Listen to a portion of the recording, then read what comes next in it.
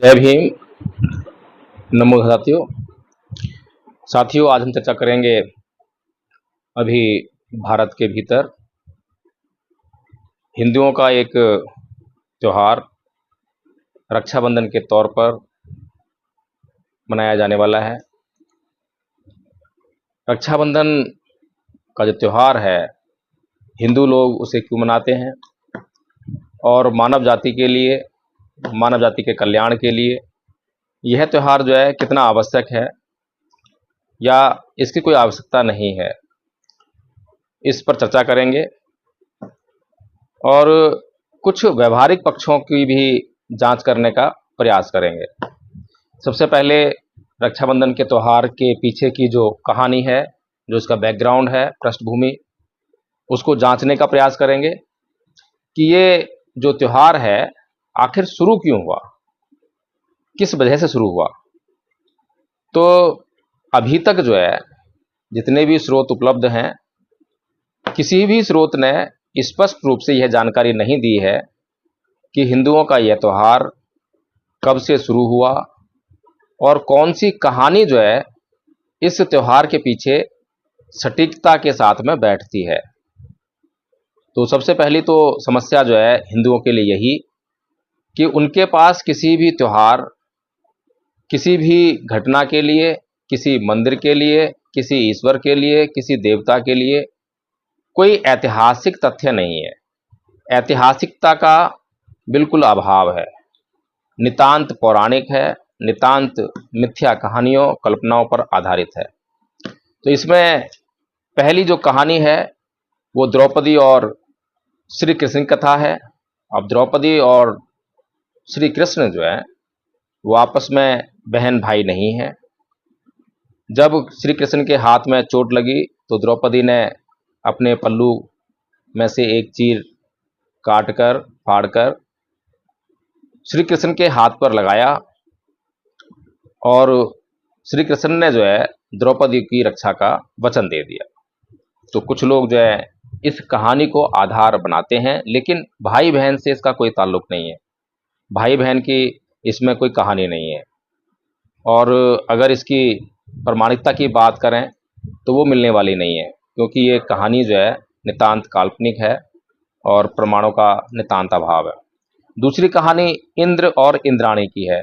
लेकिन आज अगर हिंदुओं से आप ये कह दें कि देखो भाई, ये जो भाई बहन की जो बीच की जो बात है कि भाई जो है बहन की रक्षा का वचन देता है, तो बहन की रक्षा जो है भाई केवल तब तक कर सकता है जब तक बहन जो है उसके घर में रहती है, यानी कि जब तक उसकी शादी नहीं होती है। अगर रक्षा की बात है तो शादी के बाद तो उसको अपने पति को राखी बांधनी चाहिए। इतनी बात सुनते ही हिंदू लोग जो हैं तिलमिला उठते हैं और इसको केवल और केवल भाई बहन के रिश्ते से ही जोड़कर देखते हैं। तो इंद्र और इंद्राणी भाई बहन नहीं है, पति पत्नी है। देव दानव युद्ध के समय जो है इंद्राणी ने यज्ञ करके एक रक्षा सूत्र जो है इंद्र के हाथ में बांधा और उससे जो है इंद्र जो है जीत गया। तो ये कहानी है, इंद्राणी जो है इंद्र की पत्नी है। और तीसरी कहानी रानी कर्णावती और हुमायूं की कथा है। ये भी जो है भाई बहन की कहानी नहीं है।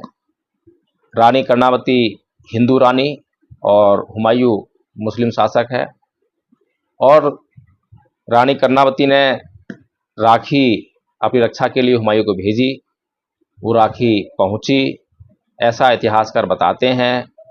हुमायूं ने रक्षा का वचन दिया, अपनी सेना लेकर बहादुर शाह के खिलाफ युद्ध के लिए निकल पड़ा, लेकिन समय से जो है रानी कर्णावती तक जो है सहायता नहीं पहुंची और रानी कर्णावती को जौहर करना पड़ा, यानी कि जो किले में महिलाएं थीं उनके साथ मिलकर आग में कूदकर अपने आत्मसम्मान की रक्षा करने के लिए जान गंवानी पड़ी।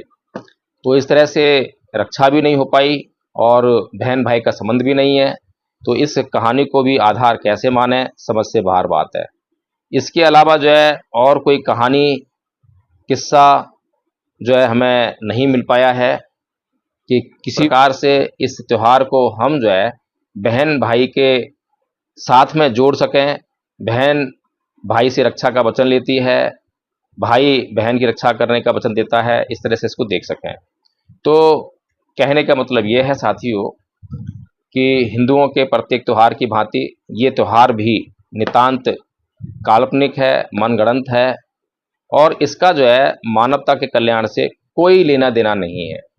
जितनी भी बहनें अपने भाइयों को राखी बांधती हैं वो कभी भी जो है ना तो रक्षा की पुकार करती हैं, ना भाई उसकी रक्षा कर पाते हैं, बल्कि आपस में जो है जब बचपन में होते हैं तो लड़ते झगड़ते हैं। भाई बहन की पिटाई करते हुए देखा गया होगा, बहन भी भाई की पिटाई करते हुए देखी होगी। जिसके पास बल है वो उसका प्रयोग करता है। जब बड़े हो जाते हैं, बहन है, उसकी शादी हो गई, शादी होने के बाद अपने घर चली जाती है।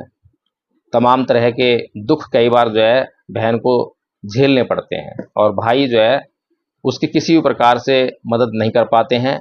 99% केसों में ऐसा देखा गया है और ना करते हैं। इसके अलावा परम पूज्य बाबा साहब डॉक्टर भीमराव अंबेडकर की कृपा से भारत की तमाम महिलाओं को, लड़कियों को, बहनों को उनकी रक्षा स्वयं करने के लिए अपने पिता की संपत्ति में बराबर का अधिकार मिला। लेकिन जब भारत की महिलाओं ने, भारत में जो बहनें हैं, जब उन्होंने अपने भाइयों से परम पूज्य बाबा साहब डॉक्टर भीमराव अंबेडकर के द्वारा दिए गए इस अधिकार की चर्चा भी की, तो फिर भाइयों ने उससे जो है अपनी बहन से अपने सारे रिश्ते तोड़ दिए। यहाँ तक कि माँ बाप भी जो है उस लड़की को, जो बचपन से ही अपने भाई को राखी बांधते आई थी और रक्षा का वचन लेती हुई आई थी, जरा सी संपत्ति के टुकड़े पर माँ बाप भी उसको डांटने लगते हैं, फटकारने लगते हैं और तमाम तरह के जो रिश्ते हैं वो रिश्ते नहीं रह जाते हैं। इस तरह से मुझे तो समझ में नहीं आता है कि इस त्यौहार की क्या प्रामाणिकता है, क्या व्यावहारिकता है और क्या उपयोगिता है। अगर आप लोगों को, जो लोग इस त्यौहार को मनाने जा रहे हैं, तो आप लोग जो है मेरी बातों पर ज़रूर गौर करें और आपको लगता हो कि इसमें कोई व्यावहारिकता है तो निश्चित तौर पर आप इस त्यौहार को मनाएं। लेकिन आपको लगता हो कि इसमें कोई व्यावहारिकता नहीं है तो मनाने की कोई ज़रूरत भी नहीं है। फिर केवल हिंदुओं के लिए त्यौहार है। अगर केवल रक्षा सूत्र बांधने से, राखी बांधने से ही रक्षा होती है तो फिर हिंदुओं के अलावा मुसलमान, ईसाई, सिख, बौद्ध, जैन, दुनिया भर के जो लोग हैं वो राखी नहीं बांधते हैं, रक्षाबंधन त्यौहार नहीं मनाते हैं। तो इसका मतलब क्या हम ये समझ लें कि वहाँ पर जो बहन है उसकी रक्षा भाई नहीं करते हैं? तो दुनिया भर में जो है जहाँ पर भी मानवीय गरिमा है, मानवीय संवेदनाएं हैं, तो वहाँ पर हर भाई जो है अपनी बहन की रक्षा करता है और हर बहन जो है अपने भाई की रक्षा करती है। रक्षा करने का मतलब होता है, रक्षा वो कर सकता है जिसके पास रक्षा करने का सामर्थ्य है, योग्यता है। तो जरूरी नहीं है कि भाई ही बहन की रक्षा करें। आजकल तो बहनें ज़्यादा सबल हो गई हैं, बहनें ज़्यादा सामर्थ्यवान हो गई हैं, उनके पास आज नौकरी करने का अधिकार बाबा साहेब डॉक्टर भीमराव अम्बेडकर की कृपा से आ गया है। उनके पास आज जो है तमाम वो अधिकार परम पूज्य बाबा साहेब डॉक्टर भीमराव अम्बेडकर की अनुकंपा से आ गए हैं, जिनके द्वारा आज बहनें जो हैं सामर्थ्यवान बन गई हैं। और अगर भारत की बहनें, भारत की महिलाएं परम पूज्य बाबा साहेब डॉक्टर भीमराव अम्बेडकर के प्रति कृतज्ञता प्रकट करते हुए उन तमाम अधिकारों का उपयोग अपने हक में करने लगें तो निश्चित तौर पर इस देश में एक मील का पत्थर साबित होंगी और वो अपने भाइयों की रक्षा करने का काम करेंगी। तो हिंदुओं की जो ये कहानियां हैं, इनको पलटने का जो काम है वो बहनें आराम से कर सकती हैं। और परम पूज्य बाबा साहेब डॉक्टर भीमराव अम्बेडकर ने 25 दिसंबर 1927 को मनुस्मृति दहन करके जो भारत की तमाम महिलाएं हैं, चाहे वो ब्राह्मण महिला हों, क्षत्रिय हों, वैश्य हों या किसी भी जाति की महिलाएं हों, तमाम महिलाओं के स्वतंत्रता के दरवाजे खोल दिए। इस तरह से आज सारी महिलाएं स्वतंत्र हैं और अगर उन्हें यह स्वतंत्रता मिली है तो किसी और के कारण नहीं मिली है।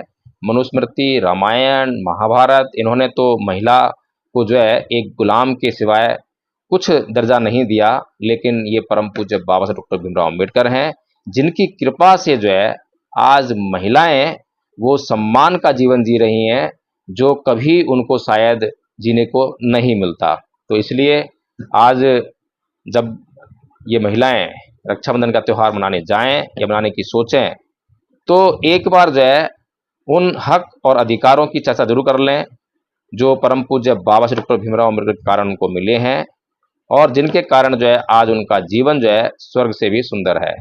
उनको कौन कौन से अधिकार मिले हैं थोड़े से मैं बता देता हूँ। शादी करने का अधिकार, यानी कि अपनी मर्जी से वो पहले शादी नहीं कर सकती थी।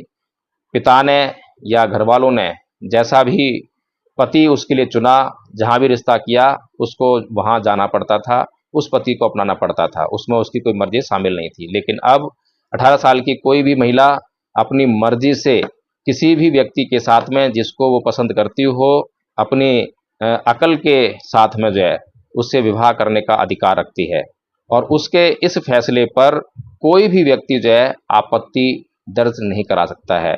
आपत्ति करता हो तो करता रहे, लेकिन बात जो है केवल उस महिला की ही मानी जाएगी। तो ये अधिकार जो महिलाओं को आज मिला है, जितनी भी लड़कियां आज इस अधिकार का उपयोग कर रही हैं, तो वो परम पूज्य बाबा साहब डॉक्टर भीमराव अम्बेडकर के प्रति कृतज्ञ होनी चाहिए। उन महिलाओं पर बाबा साहब का एहसान है। दूसरा अधिकार, तलाक लेने का अधिकार। बाबा साहेब के द्वारा ये अधिकार दिलाए जाने से पहले तमाम जो हिंदू ग्रंथ हैं वो महिला को जो है 7 जन्मों तक अपने पति के साथ बांधने की बात करते हैं। 7 फेरे, 7 जन्म, और पति जो है कितनी भी महिलाओं के साथ संबंध रख सकता है, कितनी भी शादियां कर सकता था, लेकिन परम पूज्य बाबा साहब भीमराव अम्बेडकर के प्रयासों से भारत में ये कानून व्यवस्था बनी कि एक महिला एक पुरुष, और जब तक एक पुरुष जो है अपनी पहली पत्नी से तलाक नहीं ले लेता, या एक महिला जो है अपने पति से तलाक नहीं ले लेती, तब तक वो दूसरी शादी नहीं कर सकते हैं। फिर इसके अलावा अगर पति तंग करता हो, पति जो है उसको खुश न रखता हो, पति उसको जो है तमाम तरीके से अत्याचार करता हो, तो पत्नी जो है मेंटेनेंस का अधिकार रखती है। पति से अलग रहकर जो है अपने अच्छी तरह से देखभाल करने के लिए पति पर भरण पोषण का मुकदमा दायर कर सकती है, उससे भरण पोषण ले सकती है। उसके बाद महिलाएं नौकरियां करती हैं, और यदि कोई महिला नौकरी पर है, सरकारी नौकरी कर रही है और प्रेग्नेंट हो गई है, तो उसको जो है उस दौरान कुछ अवधि के लिए छुट्टियां मिलती हैं ताकि वो जो है प्रसूति कर सके और बच्चे की देखभाल कर सके। इस छुट्टी के दौरान जो है उसको पूरी तनख्वाह मिलती है और तमाम सहूलतें मिलती हैं।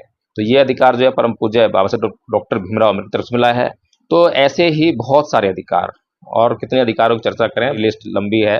तो महिलाओं को सोचना चाहिए। आज महिलाएं एहसान खामोश हो रही हैं। ब्राह्मण महिलाएं कहती हैं कि हम ऊंची जाति की हैं। उन्हें सोचना चाहिए कि वेदों में, पुराणों में, रामायण में, महाभारत में, गीता में कहीं पर भी महिलाओं का कोई वर्ण नहीं है। वर्ण केवल पुरुषों का है। पुरुष ब्राह्मण हो सकता है, लेकिन महिला कभी ब्राह्मण नहीं है। और इस बात को जो है महाराज तुलसीदास जी ने रामचरितमानस में साफ साफ स्पष्ट कर दिया है। ढोल, शूद्र, पशु, गवार और नारी, ये सकल ताड़ना के अधिकारी। तो ये जो कैटेगरी उन्होंने दे दी है, और इस कैटेगरी में ना तो ब्राह्मण है, ना क्षत्रिय है, ना वैश्य हैं। केवल वे लोग हैं जो एक ही कैटेगरी जिनकी जो है तुलसीदास जी ने बनाई है।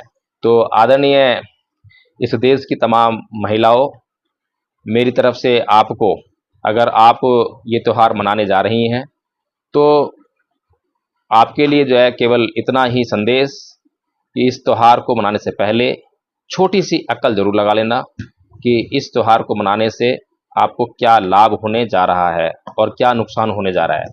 कहीं ऐसा तो नहीं है कि भावनात्मक तरीके से आप जो है अपने अधिकारों को अपने भाई को जो है सुपुर्द करने जा रही हैं।